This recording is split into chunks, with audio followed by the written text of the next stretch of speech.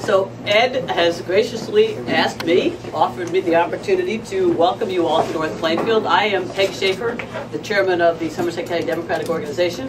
I love coming to this town. As you guys know, it's one of the few towns that's well managed and well run by Democrats. And every time you guys do good things, you help those of us in the rest of the county make up the difference and pull up the slack. Today's a special occasion. It's a special occasion because the young man to my right is going to make a difference in Washington, D.C.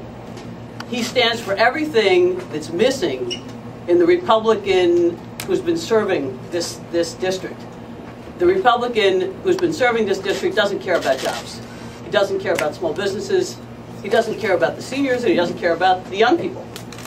That combination of events and interests are the ones that we stand for, the Democrats. And we are thrilled to have a guy who's got the courage of his convictions and the experience to make the difference and to be the representative that we need in Washington. It's especially thrilling for me today to be able to introduce to you the gentleman whose business we're located in, a guy who is directly impacted by what's wrong with Leonard Lance. He's had to wait. You see this business of his, it's an organic cafe. He cares about the health of our nation. He cares like Ed does about our seniors and our children, and he cares about stimulating the economy. And he's been trying to do that for a very long period of time. And thanks to people, or should I say no thanks to people like Leonard Lance, he's had to wait. He's had to be, although he's on the top of the list for people to be benefited by the jobs bill and the stimulus package, there were loopholes. I'm sorry, not loopholes. There were roadblocks placed in his way, under the guise by the administration, by the Republican representatives down there, to impede what this gentleman needed. So, Paul Alirangues, people like you are important for this country. And so it's my pleasure to introduce you, who I understand you're going to introduce your favorite congressman to me. Thanks, Paul. Thank you.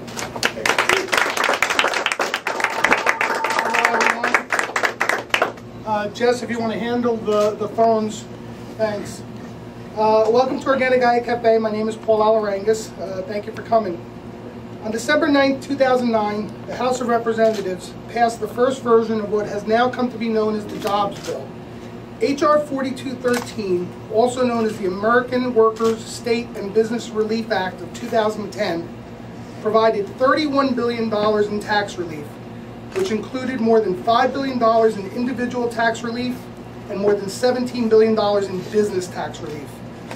The bill extended small business lending and eliminated the guarantee fees from the Recovery Act of 2009 that were intended to help small business owners like myself have access to business loans to help expand our businesses and create new jobs.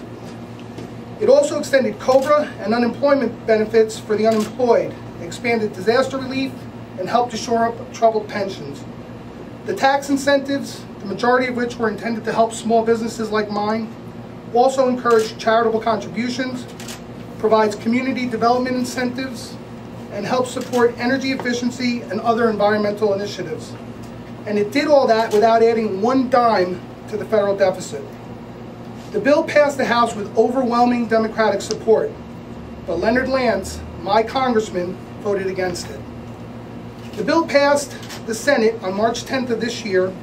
It was sent back to the House for reconciliation, where Leonard Lance, on May 28th, had two more opportunities to support this bill, and again he voted no both times. Thankfully, it passed without Lance's help, but because of Republican obstruction, it only extended the provisions to early June. Democratic senators sought to extend the provisions through the end of 2010 and amended to provide more budgetary transparency, add protections for homeowners, and extend the credit for first-time home buyers. 70% of the bill was slated to be paid for by closing tax loopholes for companies that ship jobs overseas and other offsets. But still, the Republicans, with the exception of one senator, blocked the effort, even though Senate Democrats had repeatedly made concessions and cuts to try to win bipartisan support. What I didn't know at the time was that the fate of my business was hanging in the balance of these votes. Back in April, our business was approved for an SBA loan that would have allowed us to renovate, add 2 full-time jobs, and fund continuing operations. After spending the better part of 2 months finishing the plans and gathering the documents needed to close on the loan, we were ready to begin work in June. But when we went to the bank to try and push for that closing date, we were told the SBA program that was guaranteeing our loan was unfunded by the federal government. After researching the source of the funding, we realized that it was this very bill that I've been talking about. When I called my congressman, Leonard Lance, to ask why he did not support this bill, all I got from his office was that the congressman did not support the bill because it added to the deficit. When I realized that Representative Lance had voted against the earlier version that did not add to the deficit, it became clear to me where his priorities lie, with the big banks and big businesses that export jobs overseas, and not with the people right here in his own district. As a small business owner, it's clear to me that Leonard Lance is not the right person for the job. And for that reason and many others, I want to announce my support for and endorsement of Ed Potosnak to be our next congressman.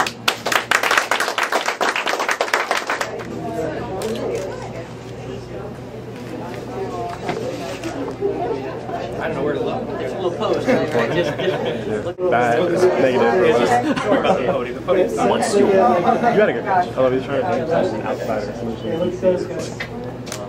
Yes, I mean, I'm going to, you mentioned his spell.